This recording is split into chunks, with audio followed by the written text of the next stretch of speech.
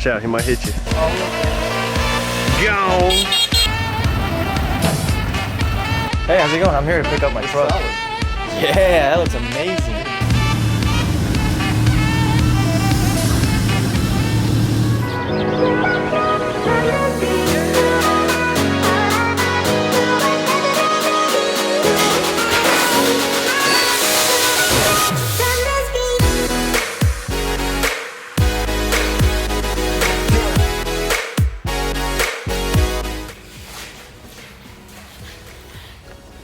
Making me work for my Chick-fil-A. Got my truck dropped off at the place getting wrapped. And meanwhile, we're gonna go truck shopping. Continuing our truck shopping. Going to a dealership. Actually gonna do some paperwork. See if Devin can get one ordered and have it here. And how long that's gonna take and all that stuff. So I guess it's a little behind the scenes of what it's like trying to order a vehicle right now in 2022. Ordering a 2022. Big baller. Oh yeah. All that money.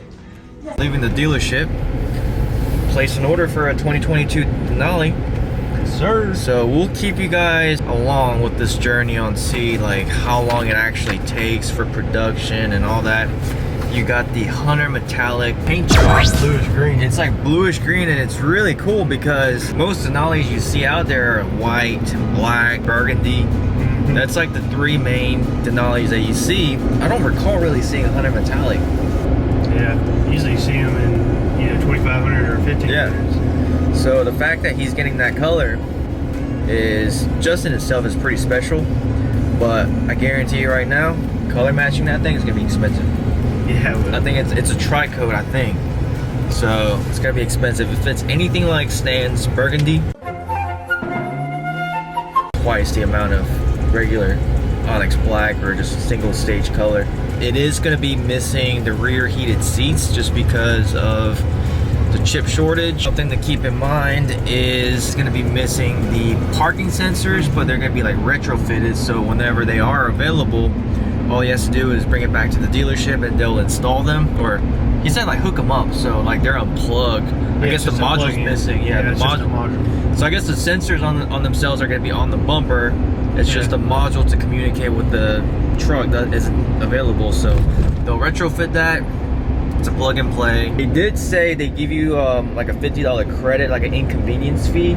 Said about 6 to 8 months, but it could be sooner. Trying to keep you guys updated on like how long it takes. I mean, I'm kind of interested. I've never ordered anything from a dealership. Be a first for me too. Yeah, never ordered anything to get built. So that's gonna be interesting. The other guy said it could be here in 2 months. Yeah, cool color too. Whatever that is. Very cool color. That's like a brownish color. Yeah. The diesel prices are so expensive. I had to sell my Duramax to get a moped. 2022. This turning radius is worse Because you than my lean Duramax. and turn.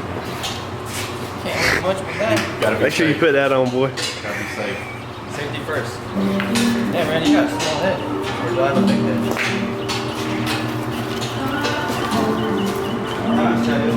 I'm good. Yeah, all the way down.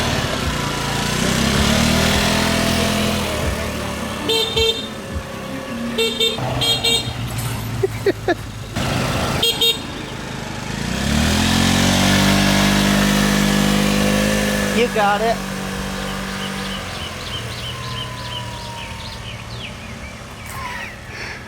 Looks like he's about to fall over. Watch out, he might hit you. Just push all again. Gone.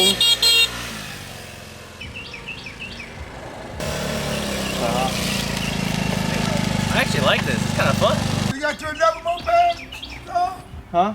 You didn't got another one? Do I got another one? I said he just bought that, didn't he? Yeah, he did. Let me show you how Where your other bike at? Man, you got a bike helmet. You need to get you a real helmet. Hey, you can ride with that. Get you a motocross helmet. Pop a wheelie.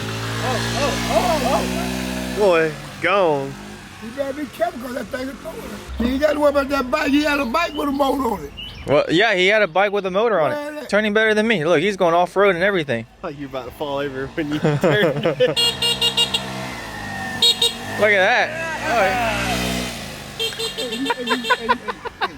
Man over there, how much y'all charge me to pull, just to pull that white cart? Well, L5P is a real tow pig. Yeah. Try to show people that we actually use it for work. So anybody who wants to buy it knows that it's capable. I personally think that rope's gonna break. I guess it depends on how hard you pull it. Yeah, you got plenty of slack. I'll let you know when it gets tight. Can you see it?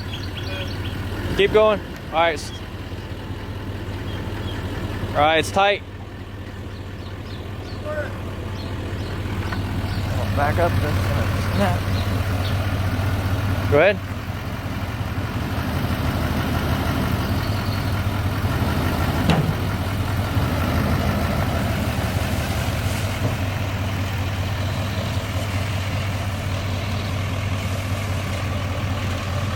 Man, I want a relationship as strong as that rope right there.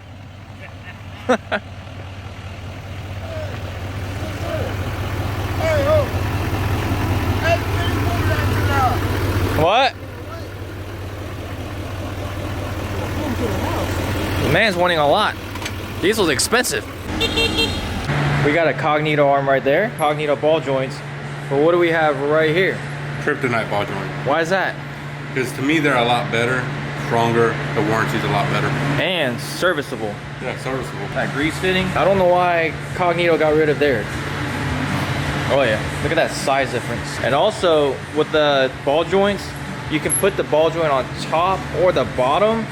Top if you're gonna have your truck sitting at what's called the stock height. You put the ball joint on the bottom when it's gonna be on what's called the lift height. So when the control arm droops down a little bit. This is an 8-inch lift, but they're adding a 7 to 9 inch strut set at 9 inches, and adding a 2-inch leveling kit on the bottom. Who would do that? God, who would do that and mix Kryptonite and Cognito? So Alex trucks like that. 11 now or 12?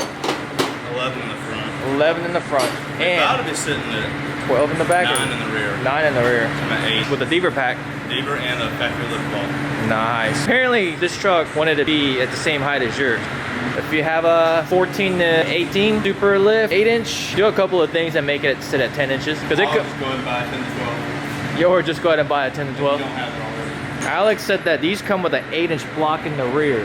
That's why I got the Deaver pack and the factory block. It's an 8-inch lift, so normally it would come with like a 6-inch block or 6.5-inch block. Look back at my pictures when I first looked at it. Yeah. Oh my god. Hey, how's it going? I'm here to pick up my Looks truck. solid. Yeah, that looks amazing.